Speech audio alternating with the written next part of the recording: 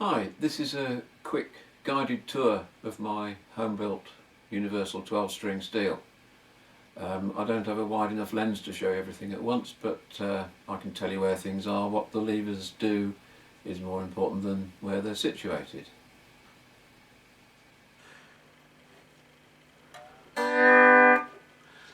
So the first three pedals are set up day way round for the E9, and that's because the first guitar I had was set up that way and I didn't know how to change it. But there are advantages with the universal setup of having it that way around. So my F lever is with the A pedal on left knee right.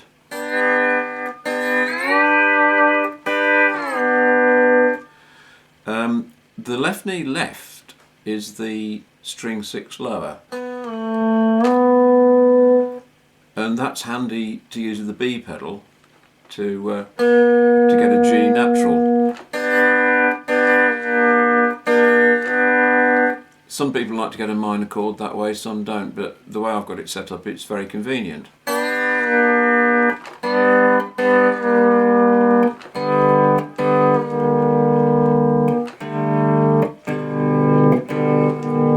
And it works on string 10 as well. There's another benefit of that, which it's because it gives you an alternate major third between the 6th and 5th strings. So I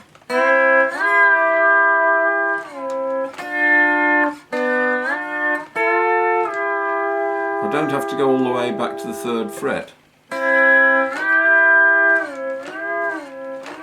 I only have to go back to the 5th fret. It's not a very good one to start on because it's quite a way behind the fret, and it's better to start on the 3rd fret. But once you're going, it works quite well there, so I use that quite often.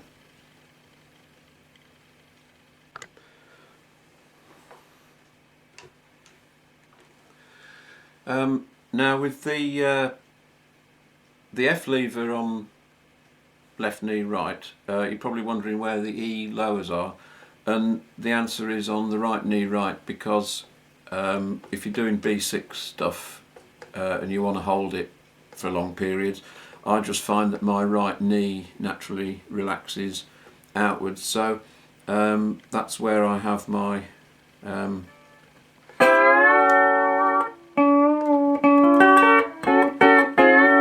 Now the thing about having it there, two things. First of all, when I'm in the AF position, I can drop the 3rd of the chord. I don't know how I'd do that if I had both of those levers on the same knee without being able to hear the note in between.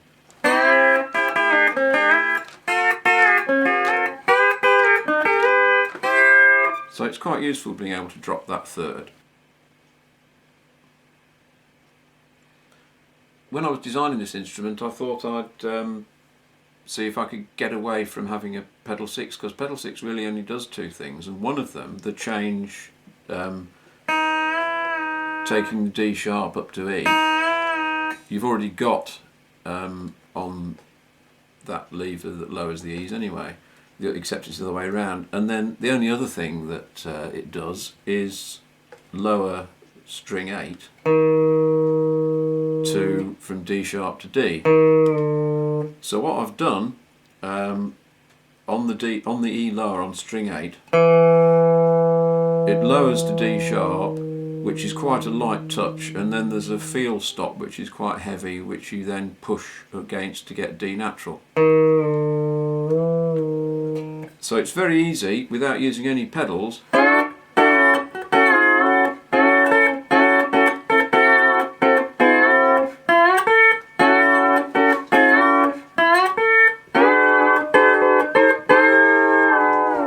All on that lever, which I find quite convenient.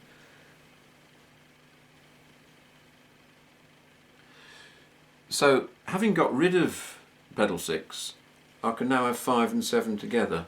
At the moment they're a bit too far over because I've got pedal 8 to the left of pedal 5. Seemed like a good idea, but I'm going to move it to its traditional place. But I'm looking forward to being able to get my foot on 5 and 7. At the moment I can just about do it. If you think of where it might be useful, I'm thinking of Sentimental Journey in C, as it is in the Buddy Emmons tutor. The middle 8 starts with pedal 7,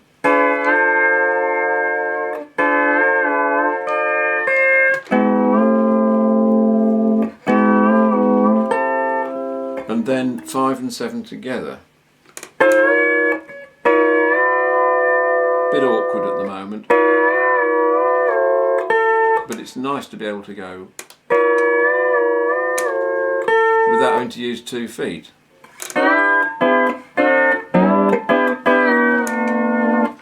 So that's going to be good when it's done.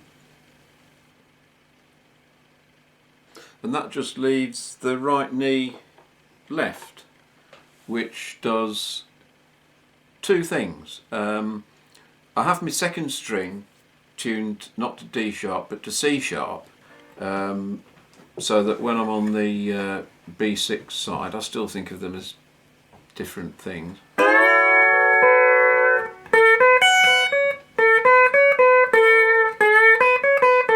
So it's like the top string on a C6, and then if I want it as a D sharp, I push right knee to the left, which is nice. And if you use 5, 2 and 1,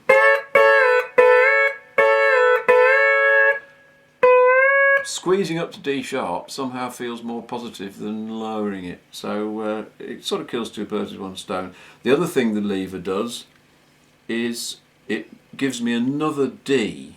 I don't have a D string in the string 9 area.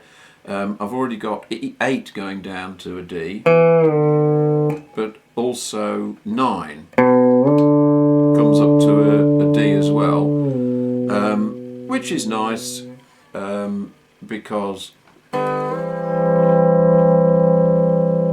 this is C chord, 3rd fret, A and B pedals.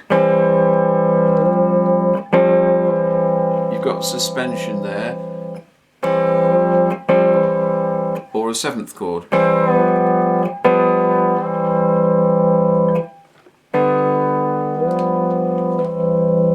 So that's quite nice. It's a bit like having the C sharp, the D to C sharp lower on the 9th string. So I'm now going to tear the whole thing down, move some pedals around. The string spacing is a bit wide. I was aiming for 11/32, but because I didn't quite get my metalwork right, it's come out at about 3/8, which I know people like, but I'm going to reduce it to 11/32 because really that's the sort of modern standard as far as I can make out. When I say 11/32, it's going to be 9mm, because all the steel stock over this side of the Atlantic is metric, but 11/32 is a pretty close approximation. I will see you again when I've done it.